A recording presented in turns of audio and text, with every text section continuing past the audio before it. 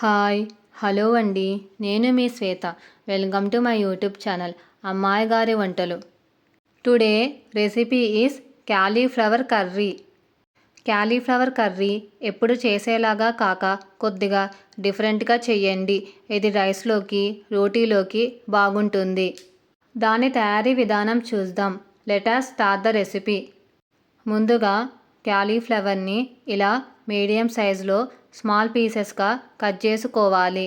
ఒక మిక్సీ జార్లో ఎండు కొబ్బరి లేదా పచ్చి కొబ్బరినైనా తీసుకోవచ్చు. 1 టేబుల్ స్పూన్ పప్పులు, జీడిపప్పుని వేసి ఫైన్ పేస్ట్లా గ్రైండ్ చేసుకోవాలి. ఒక గిన్నెలో 1 లీటర్ వాటర్, చిటికెడు పసుపు, 1/2 టేబుల్ స్పూన్ ఉప్పుని వేసి వాటర్ని బాయిల్ చేసుకోవాలి. వాటర్ బాయిల్ అయ్యాక క్యాలీఫ్లవర్ పీసెస్ని వేసి 2 to 3 minutes బాయిల్ చేసుకోవాలి. క్యాలీఫ్లవర్ పీసెస్ 50% బాయిల్ అయితే చాలు. చెక్ చేసుకొని దించేసుకోవాలి. క్యాలీఫ్లవర్ పీసెస్ని చిల్లులు గరిటెతో ఒక ప్లేట్లో ట్రాన్స్ఫర్ చేసుకోవాలి, లేకపోతే ఇది ఓవర్ కుక్ అవుతుంది. నాన్ స్టిక్ కడాయిలో 1 టేబుల్ స్పూన్ ఆయిల్ వేయాలి. ఆయిల్ హీట్ అయ్యాక 1 టేబుల్ స్పూన్ ఆవాలు, జీలకర్ర, మినపబాలను వేసి ఫ్రై చేసుకోవాలి. ఇప్పుడు అందులో చిన్నగా కట్ చేసుకున్న 1 మీడియం సైజ్ ఆనియన్ని వేసి ఫ్రై చేసుకోవాలి. ఆనియన్ త్వరగా వేగాలంటే చిటికెడు పసుపుని వేసి ఫ్రై చేసుకోవాలి. Onion light golden brown colour రాగానే కరివేపాకు, చిన్నగా కట్ చేసుకున్న 1 మీడియం సైజ్ టమాటాని వేసి ఫ్రై చేసుకోవాలి.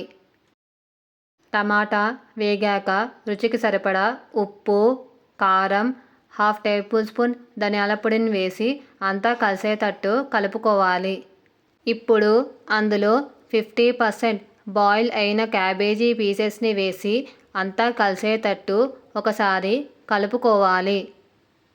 ఇప్పుడు అందులో ఫైన్ పౌడర్లా గ్రైండ్ చేసుకున్న పేస్ట్, కర్రీకి సరిపడా వాటర్ని వేసి ఒకసారి కలుపుకొని సాల్ట్ని అడ్జస్ట్ చేసుకొని లిడ్ని క్లోజ్ చేయాలి.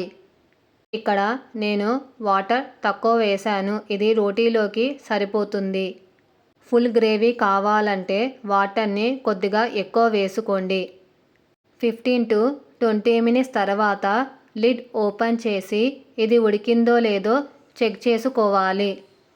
చూడండి ఇది ఎంత చక్కగా ఉడికిందో. చివరిగా కొత్తిమీరను చల్లుకొని దించేసుకోవాలి. అంతే, క్యాలీఫ్లవర్ కర్రీ రెడీ. ఇలా చేసి పెట్టండి. పిల్లల నుండి పెద్దల వరకు చాలా ఇష్టంగా తినేస్తారు. క్యాలీఫ్లవర్ కర్రీని ఒక బౌల్లో సర్వ్ చేసుకోవాలి. మీకు ఈ రెసిపీ నచ్చితే ఒక లైక్ చేయండి. మీ లైక్ నాకు బూస్టప్ని ఇస్తుంది. అలాగే మీ ఫ్రెండ్స్కి, రిలేటివ్స్కి షేర్ చేసి మరిన్ని వీడియోస్ కోసం ఛానల్ని సబ్స్క్రైబ్ చేసుకొని వీలైతే రెసిపీని ట్రై చేసి ఫీడ్బ్యాక్ రూపంలో నాకు కమెంట్ చేయడం మాత్రం మర్చిపోకండి.